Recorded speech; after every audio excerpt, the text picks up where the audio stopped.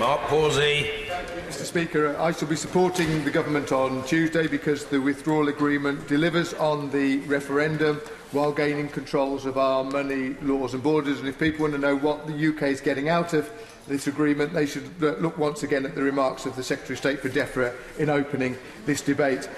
Since the withdrawal agreement was announced, I've engaged with many of my constituents, from those who want to leave with no deal and cut all of our ties with the EU to those who are arguing for a second referendum. And of course, this agreement isn't going to satisfy either of them. It's a negotiation. It has to go between two parties. And I've done enough negotiation in my career as a businessman to know that neither party gets everything they want out of a negotiation. Having said that, I do recognise the concerns that have been expressed about the backstop, and I do hope that there will be some comfort given to my colleagues on that in coming days. And I also recognise the lack of detail in the political declaration, because, of course, that's the next stage. That's what we come on to once we accept the withdrawal agreement.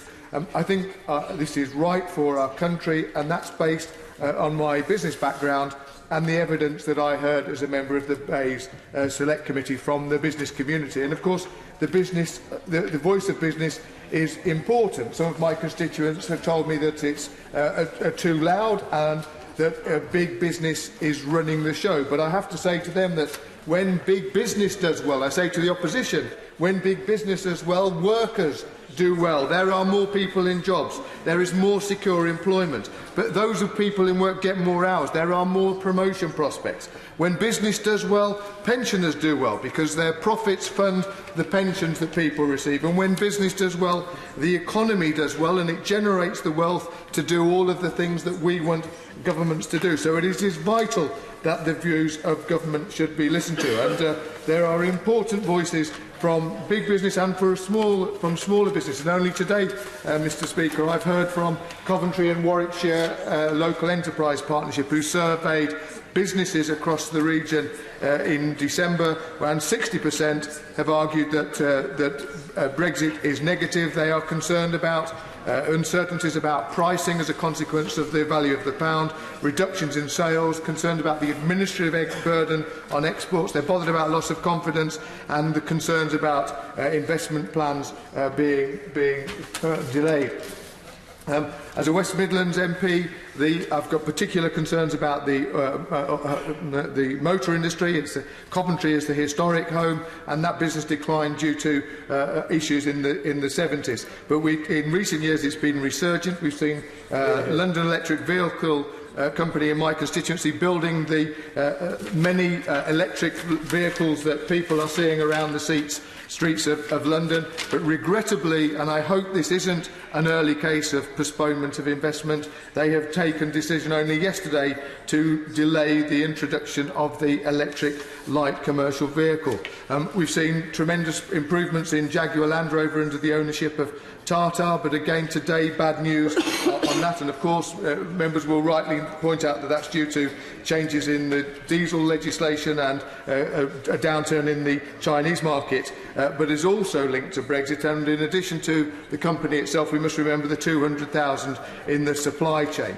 We've seen investment in the UK from Japanese companies, and the business secretary on the radio this morning was talking about Margaret Thatcher's welcome to Nissan in the North East. And in our evidence session, the managing director of Toyota reminded the Bayes Select Committee why they were there. That Margaret Thatcher said to the head of Toyota, "Come to the UK where you can build cars as part of the European Union and export to the European Union as a free and open arrangement." If we don't accept this deal, if there's any danger of it crashing out, how are we going to attract that level of investment in the future? And in fact, the Prime Minister of Japan, of course, is in the country today.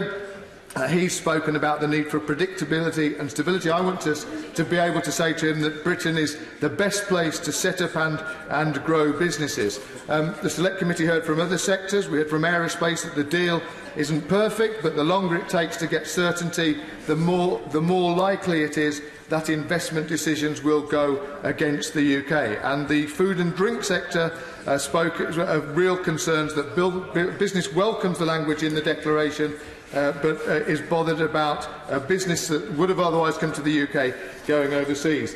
And in terms of other manufacturing sectors, only yesterday, Mr Speaker, the Chief Executive of Rolls-Royce, who have a plant in my constituency, set out in their letter stating that I have been clear that a deal is better than no deal for Rolls-Royce, our customers, suppliers and employees. Agreement of the government's deal will provide certainty from which all businesses require and will ensure an orderly withdrawal from the European Union. Mr Speaker, getting the right deal for business is phenomenally important to the UK, and I encourage colleagues on this side to bear that in mind.